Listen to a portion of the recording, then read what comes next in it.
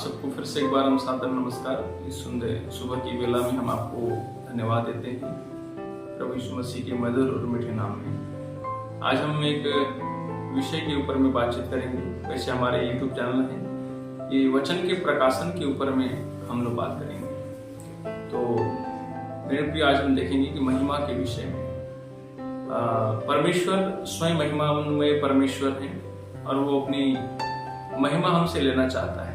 और जब हमसे हमारा परमेश्वर अपनी महिमा लेना चाहता है और हमें अपनी महिमा के लिए उसने सृजा है, क्योंकि शैतान जो है, जो परमेश्वर का स्वर्गदूत था, स्वर्ग में वो परमेश्वर की महिमा करता था, परमेश्वर की आराधना करता था, परमेश्वर के लिए उसकी स्तुति करता था।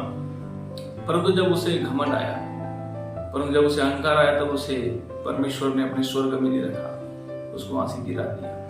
इसलिए तब परमेश्वर ने मनुष्य की उत्पत्ति करी और मनुष्य को बनाने का जो प्लान है, स्वर्ग से लूसीफर को गिराने के बाद ही परमेश्वर ने इस पृथ्वी पर मनुष्य जाति की उत्पत्ति करी। उसका एक सबसे बड़ा कारण यह था क्योंकि परमेश्वर चाहता था कि जैसे उसे घमंड आया, उसे अहंकार आया और वो महिमा वहां पर परमेश्वर की करता था, परंतु जब वो परमेश्वर की महिमा कर नहीं सका और उसे घमंड आया, तब परमेश्वर ने मनुष्य की उत्पत्ति करी, इसको पृथ्वी पे रखा और शैतान को भी, लूसीफर तब उसके बाद शैतान बना, उसको भी उसने धरती पे रखा और पृथ्वी पर ही मनुष्य की उसने उत्पत्ति करी। जब मनुष्य की उत्पत्ति हुई तब उसमें यह बात स्पष्ट हुई कि परमेश्वर यहाँ मनुष्य को बनाकर, उसकी उत्पत्ति कर कर शैतान के सामने में वो अपनी महिमा जो है यहाँ पर पृथ्वी पर लेने के लिए परमेश्वर ने मनुष्य की उत्पत्ति करी। जिसलिए अपनी महिमा इसलिए बाइबल कहती है कि जब, और इसलिए पृथ्वी पर मेरे प्रिय, हम जो कुछ भी संसार में इस वक्त है और हम जो तैयारी कर रहे हैं अपने आप को, सबसे बड़ा काम यह है कि क्या मैं अपने आप को परमेश्वर की महिमा के लिए तैयार कर रहा हूं कि नहीं। जब तक मैं परमेश्वर की महिमा के लिए स्वयं को तैयार नहीं करूंगा, तब तक मेरा संसार पर का जो जीवन है प्रभु को जानने के बाद का, ये मेरा जीवन एक अधूरा जीवन है। ये मेरा संपूर्ण जीवन उसी समय बनेगा जिस समय मैं परमेश्वर को अपने जीवन से महिमा दूंगा। और मैं अपने जीवन से परमेश्वर को महिमा कैसे दूंगा?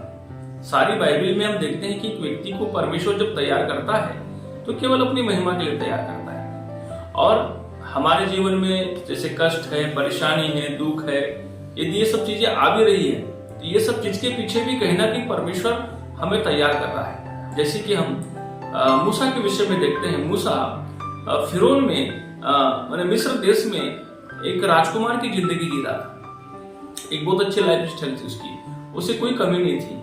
वो फिरौन की बेटी का बेटा बनकर वहां जी रहा था और कोई प्रकार की सुख सुविधा से लेकर हर प्रकार की भरपूरी उसके पास में थी। परंतु जब उसे पता चला कि मैं इब्री हूं और मैं इब्री का बेटा हूं, तब उसे मूसा को वहां पर रहने का मन नहीं किया।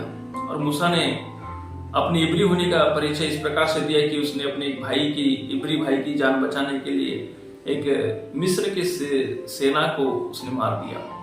लेकिन उसके बाद में उसको भय हुआ, तब वहां से वो निकल गया। जानते मेरे प्रियो, वो 40 वर्ष वहां से निकलकर बाहर में रहा, शिने पर्वत के पास में इत्रो के घर में, जिसको उसने अपना ससुर भी बनाया, उसकी बेटी के साथ विवाह किया। और मालूम है 40 साल तक परमेश्वर उस सूरवीर योद्धा को, जो मूसा एक सूरवीर योद्धा और राजकुमार की जिंदगी जीने वाले व्यक्ति को, परमेश्वर, उसे मालूम था परमेश्वर की योजना में था, इसलिए परमेश्वर उसको वहां से निकाला। और निकालने के बाद में क्या हुआ, वो इत्रो की घर की जितनी भेड़ बकरियां थी, जानवर थे, उसको चराया करता था। एक शूरवीर व्यक्ति, एक योद्धा व्यक्ति के को परमेश्वर जब तैयार कर रहा है, तो क्यों उसके साथ ऐसा हुआ? क्योंकि परमेश्वर उसे नम्र बनाना चाहता था। और जब परमेश्वर ने उसे इतना नम्र बना दिया, 40 वर्ष के अंदर में जब वो इतना नम्र बन गया, तब परमेश्वर ने उसको उसी सीने पर्वत पर दर्शन दिया। उससे परमेश्वर बात किया कि हे मूसा, तू मेरे लिए जाएगा और अपने लोगों को वहां से बरबस निकाल कर लाएगा। इस प्रकार से मेरे प्रिय देखते हैं कि परमेश्वर महिमा तो लेना चाहता है, कई बार हम लोग महिमा के लिए तैयार होने के लिए बहुत कोशिश करते हैं, पर हम अपने अंदर के हर एक चीज में घमंड है, अहंकार है, ईगो प्रॉब्लम है। कई बार हम लोगों के प्रति मन में बहुत सारे विचार ऐसे रखते हैं। परमेश्वर तो हृदय और मन का जांचने वाला परमेश्वर है, वो तो सब जांच रहा है, सब देख रहा है। जब उस परमेश्वर को पता है कि हम लोग इस प्रकार से तैयारी नहीं कर रहे हैं, तो परमेश्वर कभी उस व्यक्ति से महिमा नहीं लेगा। अब देखते हैं कि व्यवस्थापन की पुस्तक मेरे प्रियो 8 अध्याय के 2 वचन में परमेश्वर कहता है कि मैंने तुम्हें 40 वर्ष तक जंगल में रखा।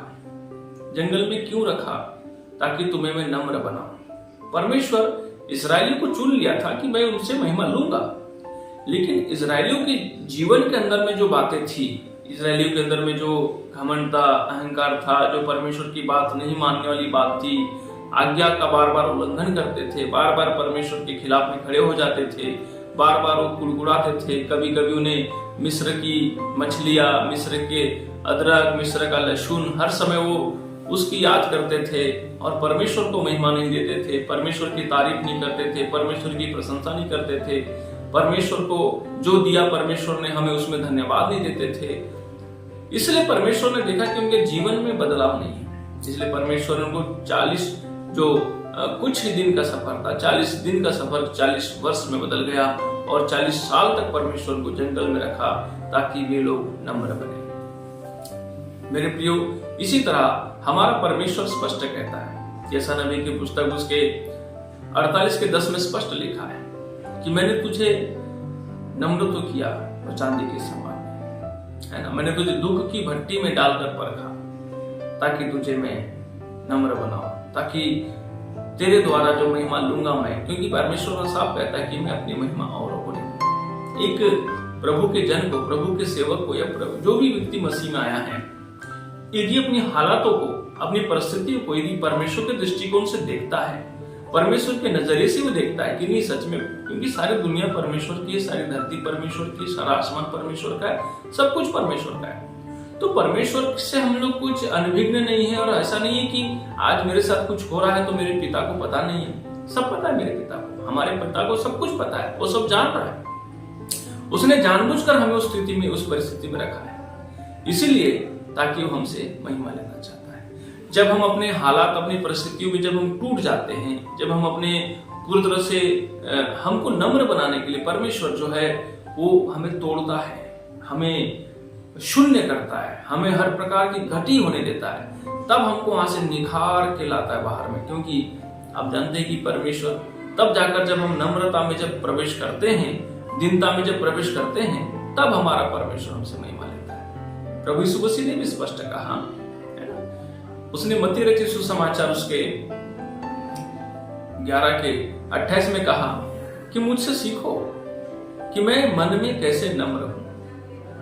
मुझसे सीखो, परमेश्वर कहता है कि मुझसे सीखो कि मैं कैसे नम्र हूं। तो यीशु मसीह मेरे प्रियो एक हमारे लिए बहुत बड़ा प्रदत्त चिन्ह है, हमारे लिए एक आदर्श बन के गए कि वो एक परमेश्वर होकर भी वो एक मनुष्य के लिए एक छोटा सा छोटा रूप उन्होंने धारण किया, दास का स्वरूप धारण किया, और वो इस संसार में आकर कई लोगों की उन्होंने सेवा की, कई लोगों के, अपने चेलों के तक उन्होंने पैर धो दिया। और उससे बड़ा क्या हो सकता है? उसने कोड़ियों को अपने गले लगा लिया।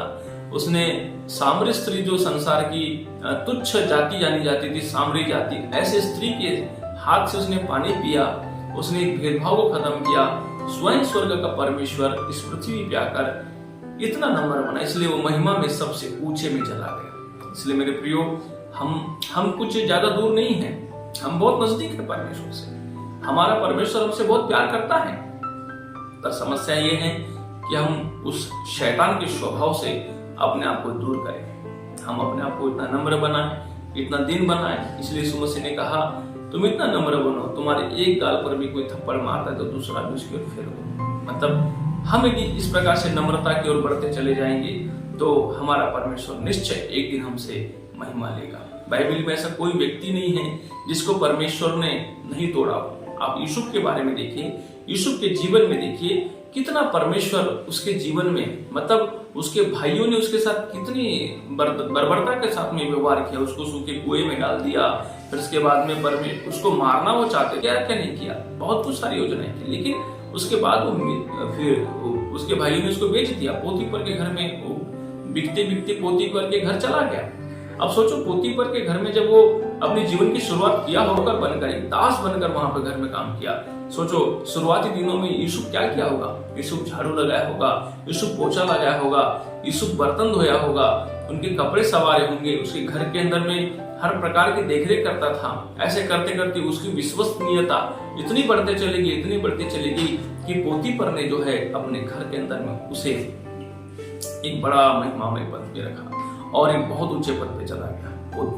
यूसुफ जो है एक दिन ऐसा था कि उसके घर का पूरा मालिक के बस नीचे छोटा सा इतना पद तक पहुंच गए। तो परमेश्वर उससे महिमा। उसके बाद भी वो जेल में गया, जेल में भी परमेश्वर ने सेवा किया। उसने सब प्रकार की नम्रता से भरा अपने आप को, बहुत सारी नम्रता से भरा था। उसका मन को परमेश्वर देखता था, उसके हृदय को परमेश्वर जानता था। ऐसा मौका आया, ऐसा समय आया कि मिस्र देश में सबसे पहला प्रधानमंत्री था जो यूसुफ बना। मेरे प्रियो, परमेश्वर उसके मन को देखा।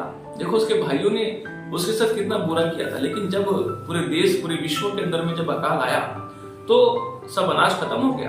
तब अनाज खत्म होने के बाद में जो उसके भाई लोग जब उससे अनाज लेने के लिए भी जब गए तो यूसुफ के अंदर में इतनी नम्रता थी कि अपने भाइयों को उसने सहर्ष स्वागत करके, वो जब देखा तो यूसुफ अपने अंदर कमरे में जाकर अकेला रोने लगा और बहुत आनंदित हो गया। और अपने भाइयों को उसने भोजन सामग्री जो थी, जो अन्न था उसको, और उसके बाद मेरे पे देखते, क्योंकि परमेश्वर इसलिए हमको ऊंचा उठाना चाहता है, परंतु परमेश्वर चाहता है कि हम नम्र बने, क्योंकि परमेश्वर केवल नम्र लोगों से महिमा लेगा। अहंकारियों से, घमंडियों से, कृतज्ञों से जो बैर रखते हैं, ऐसे लोगों से परमेश्वर कतः अपनी महिमा नहीं लेगा। मेरे प्रियो, मैं इस बात को यहाँ पर समाप्त करता हूँ। आप सबको जय मसीह की।